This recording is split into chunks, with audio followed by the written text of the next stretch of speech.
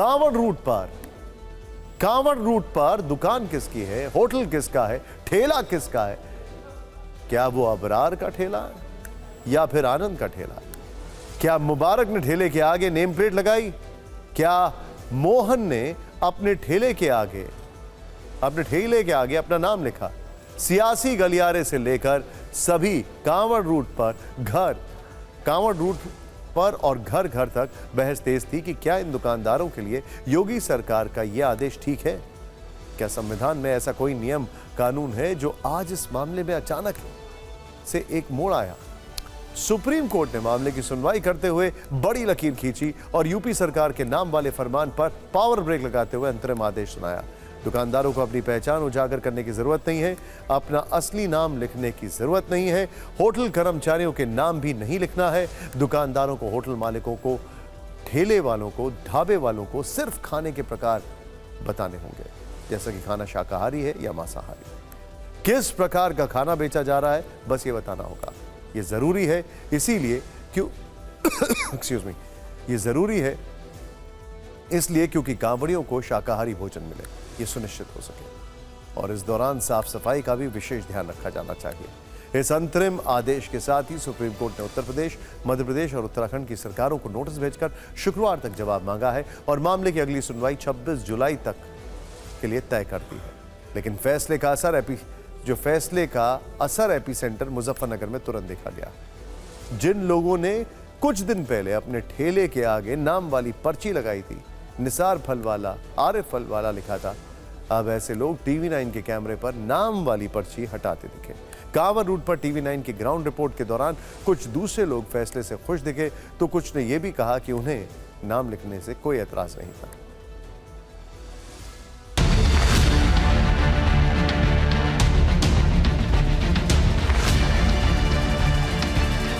इस वक्त निसार की दुकान पर हम लोग मौजूद हैं और यहाँ पर निसार का पहले नाम लिखा हुआ था, लेकिन अब यहाँ पर नाम लिखा हुआ नहीं नज़र आ रहा है। सीधे निसार से बातचीत करते हैं। निसार जी, जब सुप्रीम कोर्ट ने अब अंतरिम रोक लगाई है, क्या उसके बाद आपने ये नाम का जो लिखा था वो हटा लिया है? जी हाँ, ये भी हटाया है। अच्छा, सुप्रीम कोर्ट के आदेश से ही हटाया है जी। क्या पहले कोई दिक्कत आ रही थी जब नाम लिखा था आपने? बस पहले दिक्कत क्या आती थी, दुकानदारी का उनको फ़र्क पड़ रहा था, लेकिन वो जो है सही है था पहले भी, इतना नहीं फ़र्क पड़ रहा था, बिक रहा था सब।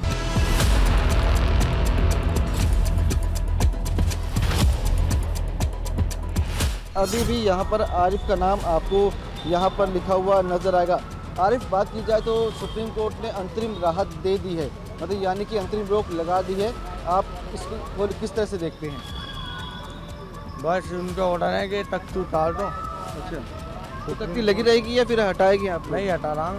हटा रही हो उसे? जी। यानी कि आप ये कह रहे हैं कि जैसे सुप्रीम कोर्ट ने अंतरिम राहत दी है तो अब आपने ये नाम हटा रहे हैं? जी, जब वहाँ से आदेश हुए हमने हटा दिए। तो क्या असर क्या पड़ रहा है, मतलब कुछ असर पड़ा था पहले? नहीं, कुछ भी असर नहीं पड़ा।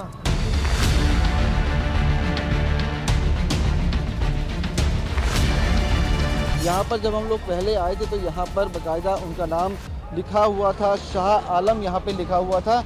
अब यहाँ पे वो नाम लिखा हुआ नज़र नहीं आ रहा। ये सुप्रीम कोर्ट की सहमति से ही है। हाँ, दुकानदारी पे देखो बहुत असर था इससे। देखिए, जो स्थानीय लोग हैं वो तो आते हैं, लेकिन जो चलते फिरते लोग हैं वो जरा परहेज कर रहे थे इस मामले से।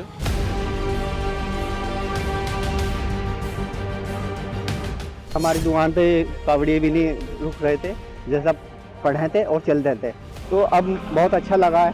सुप्रीम कोर्ट का बहुत बहुत धन्यवाद। ये फ़र्क पड़ रहा था कि जो भी आता था पहले नेम प्लेट देखता था, कोई जो आते थे बाहर से, बहुत कावड़ी ऐसे है जो आने के बाद सामान जो लेने से पहले जो है नहीं वापस लौट के चले गए।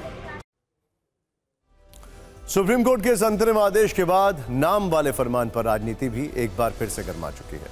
विपक्ष ने इसे संविधान की जीत कहा। समाजवादी पार्टी के अध्यक्ष अखिलेश यादव ने सरकार को सलाह दी है।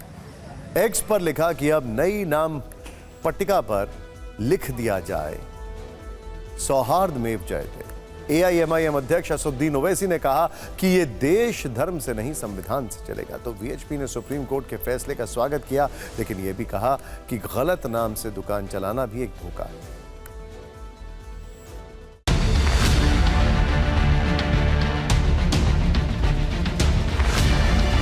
मैंने कहा था कि सुप्रीम कोर्ट स्वयं इस बात को संज्ञान में ले और ऐसे कार्रवाई को रोके।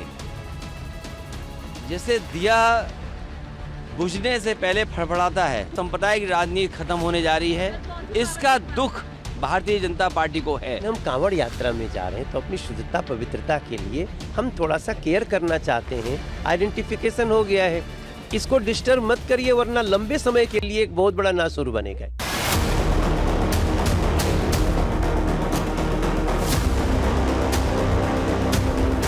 माननीय उच्चतम न्यायालय का एक बार फिर से बहुत शुक्रिया अदा करता हूं, जिसने ये बता दिया कि ये देश संविधान से चलेगा, किसी ऐसे सरकारी फरमान से नहीं चलेगा जो समाज को, देश को बांटने की कोई कोशिश कर रहा हो। मुझे इसमें कहीं कोई प्रॉब्लम नहीं दिखाई देती।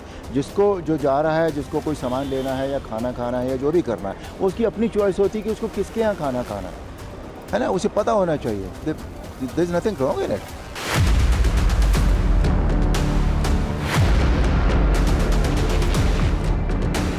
It is a completely unconstitutional order against the fundamental principles of our constitution.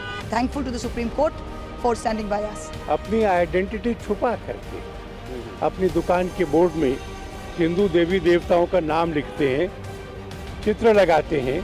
जैसे जय अम्बे टी स्टॉल लिखा, शेरावाली माता का चित्र लगाया।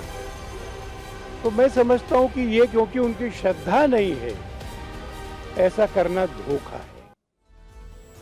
वैसे इस राजनीति का एक दिलचस्प पहलू यह भी है कि अभी विपक्ष अभी से अंतरिम आदेश को अंतिम आदेश मानकर सरकार को कटघरे में खड़ा कर रहा है, जबकि नाम वाले फरमान पर सुप्रीम कोर्ट का फैसला आना भी बाकी है। हालांकि आज बहस के दौरान बेंच से जुड़े जस्टिस भट्टी ने अपना एक किस्सा सुनाया। उन्होंने बताया कि केरल के एक शहर में 2 प्रसिद्ध शाकाहारी रेस्टोरेंट हैं, एक हिंदू का है और एक मुस्लिम का है, और वो व्यक्तिगत रूप से मुस्लिम रेस्टोरेंट में जाना पसंद करते थे क्योंकि वहाँ साफ सफाई अधिक नजर जाती थी, और खाने पीने का मामला असल में व्यक्ति की निजी पसंद का विषय है। और जस्टिस भट्टी की बात को तो आप संविधान के अनुच्छेद 21 से भी समझ सकते हैं। इसमें इस बात का जिक्र है कि प्रत्येक व्यक्ति को अपनी पसंद से जीने का अधिकार और आज़ादी।